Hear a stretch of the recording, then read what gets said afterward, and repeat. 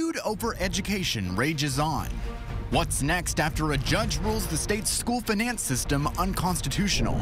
The Republican Party needs to get away from bumper sticker immigration policies. Land Commissioner Jerry Patterson stakes out a position on immigration away from the Republican Party line. Will it work heading into the 2014 lieutenant governor's race? We talk one-on-one. Now, in-depth coverage of the Texas legislative session. In session, in depth.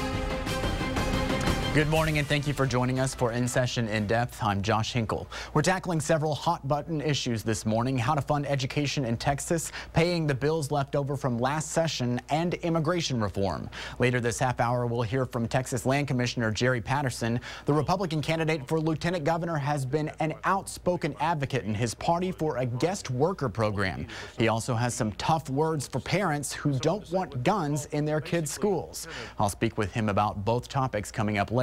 But first, the debate over Texas education funding. Just a week after a judge ruled the state's school finance system was unconstitutional. This sets up the state for a Supreme Court appeal. The earliest we could get a response is the end of 2013, but more likely sometime in 2014. That means lawmakers might need to hold a special session on education if the court rules against the state.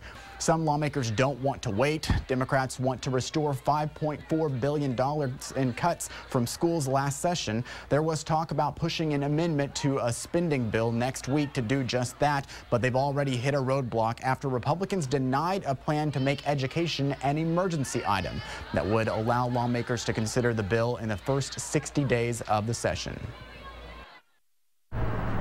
Lawmakers aren't always able to stop by the classroom, so Greg Rake likes to bring it to them. We are the ones in the trenches. But imagine this special ed teacher's frustration when he travels 230 miles south from Abilene. Seems like we can't really get an appointment with him. And doesn't get to see the people choosing how much money schools get. People look at the school districts before they move into a town. He and hundreds of others from the Association of Texas Professional Educators want to explain what those decisions do to their districts. Taking some of the money they say now we have in surplus and putting it back into education. But when the door-to-door becomes face-to-face...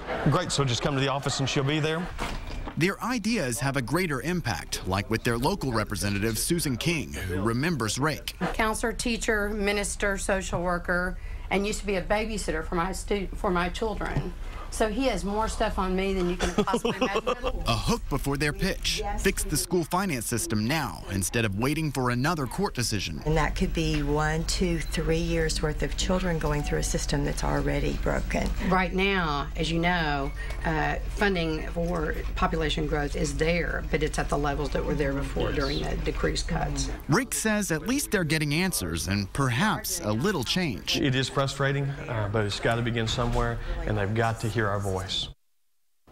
This week, an emergency budget bill is headed to the House floor, helping pay the tab left over from last session. The biggest part of that bill is covering Medicaid. In 2011, lawmakers did not approve Medicaid expenditures that reflected the real-world growing need. Chairman Jim Pitts says if the $4.5 billion bill isn't passed by and signed by the governor by mid-March, doctors and hospitals will receive no Medicaid payments. Also at issue, Central Texas lawmakers want millions of dollars to help pay for cleanup after the 2011 Bastrop Complex fire, but it's left out of this bill. The county needs the money by April to help cover for a drawdown in funds from FEMA.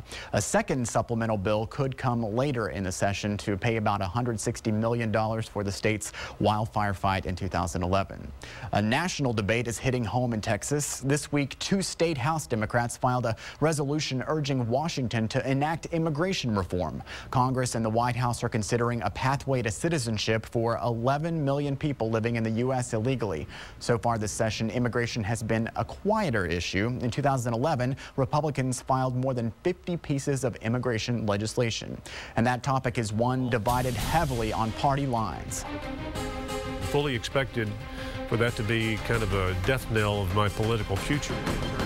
Ahead, we sit down with Texas Land Commissioner Jerry Patterson, the Republican who's gone against many in his own party on the immigration debate.